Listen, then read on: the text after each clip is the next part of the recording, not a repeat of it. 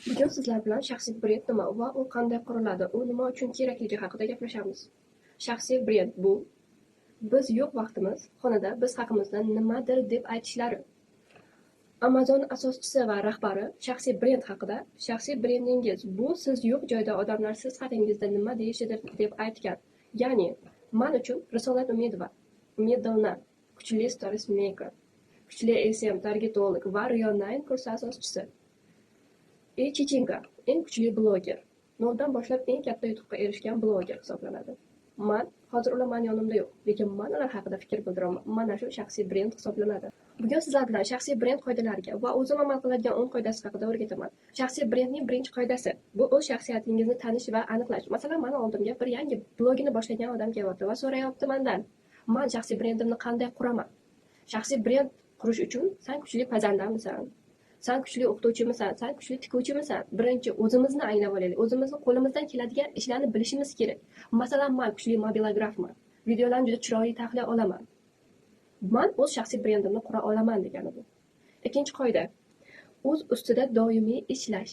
Bu degani, men o'zim mobilografiya sohasini tashlab qo'ymasdan katta yuqori natijalarga erishish uchun darslarni o'rganishim bo'ladi. O'z ustimda ishlashim kerak bo'ladi. Bu meni ikkinchi qoidam. Uchinchi qoidam esa inson o'z qadriyatlariga va prinsiplariga amal qilishi kerak. Inson o'z prinsipini yarata olishi kerak. Masalan, mana shu mening telefonim. Men bu telefonda har doim o'z qoidalarimni yozib boraman va shu qoidalarimga amal qilaman. Men bir maqsadga erishmoqchimanmi? Ko'chadagi magazinni, dugonalar bilan o'tirishni, hamma narsasini chetga surib qo'yaman va o'z maqsadim yo'lida ishlayman. Bu meni uchinchi qoidam. To'rtinchisi, harakatlarga ehtiyot bo'lish va xato qilmaslikka harakat qilish.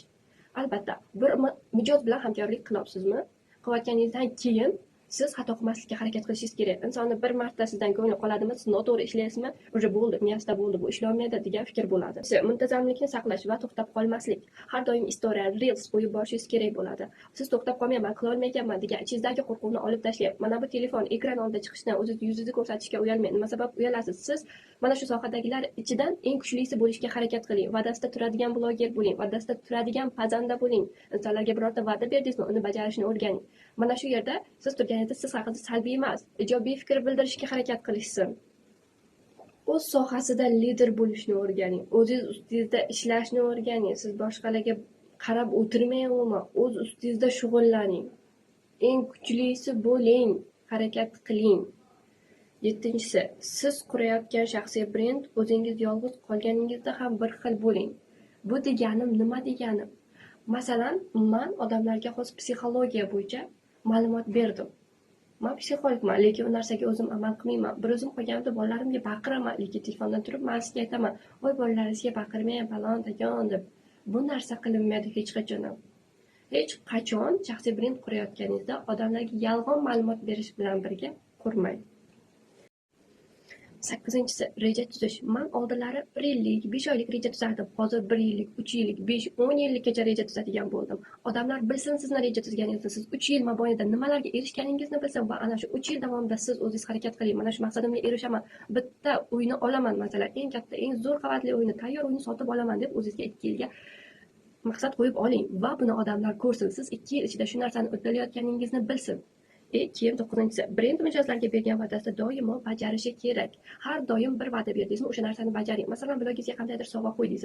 O'sha qo'ygan sovg'angizni, mana shu sovg'ani siz o'sha odamga bering. Yolg'onchi bo'lib qolmang va berganingiz arxivlarni qo'yib boring. Nihoyat 10-si, insonlarga brend orqali qanday emotsiya va energiya berib olishni bilish. Men hozir sizga qanday emotsiya berdim, qanday energiya berdim. Ichingizdagi qo'rquvni yo'qolishiga, mana bu kamerani oldiga chiqa olishingiz uchun men sizga hozir ma'lumot berdim, to'g'rimi? Kommentariyaga yozib keting, men sizga qanaqa energiya berib olganimni. Mana shu men 10-qoidam hisoblanadi. Shunday qilib, shaxsiy brend bera oladigan imkoniyatlar bizga shulardan iborat ekan. Birinchisi, masalan, ikkita magazin bor. Ikkita magazinni birinchisini brendi rivojlangan, ikkinchisini brendi rivojlanmagan. Uni hech kim tanimaydi. Instagramda ko'ryapsiz bitta kiyimni. Mana shu kiyimni brendi bor. Siz qimmat bo'lsa ham o'sha narsani sotib olasiz, lekin boshqa joyga qaraysiz, boshqa magazinga qarasangiz, xuddi o'sha kiyim turibdi, siz uni olmaysiz. Bu narsa brend shakllanmaganiga olib keladi. 200 so'm, 300 so'm qimmat bo'lsa ham siz o'sha narsani olasiz. Shuning uchun shaxsiy brend rivojlantirish kerak ekan.